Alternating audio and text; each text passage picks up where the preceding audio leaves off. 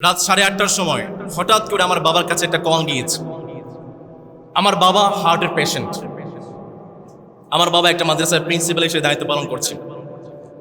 তার কাছে একটা কল গিয়েছে। কলের এই পাশে যিনি আছেন, অপর পাশে বাবা আছেন, এই পাশে যিনি আছেন তিনি কথা বলছেন, পাশাপাশি একটা পুলিশের সাইরেন বাজতেছে। তো তিনি ফোন দিয়ে বলতেছেন, আপনার ছেলের তো অত্যন্ত ভালো মানুষ, কিন্তু তিনি একটা অকারেন্স করেছেন, আমরা তাকে ধরে ফেলেছি, এখন যদি বাঁচাতে চান কিছু টাকা পয়সা লাগবে। আমার বাবা তো অত্যন্ত সহজ সরল মানুষ, হার্টের পেশেন্ট, ঘাবড়ে গিয়েছেন। গতকাল রাতে 8:30টার সময় ঘটনা, ঘাবড়ে গিয়েছেন। আমি তখন সালাতে ছিলাম, বারবার ফোন দিয়েছেন, আমি ফোনটাও ধরতে পারি নাই। দেখেন কি পরিকল্পনা।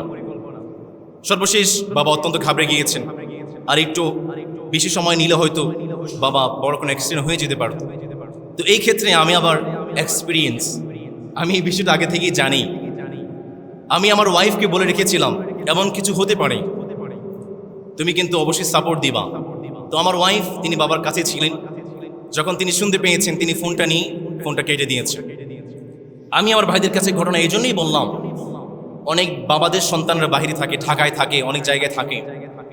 বাবারা সতর্ক থাকবেন, স্ক্যাম, বিভিন্ন ফ্রড কল চলে আসে, আপনাকে ভয় দেখাবে, ভয় দেখে টাকা নেবে, অপর পাশ থেকে পুলিশের সাইরেন বাজবে। অবশ্যই এই স্ক্যাম থেকে আপনারা বেঁচে থাকার চেষ্টা করবেন।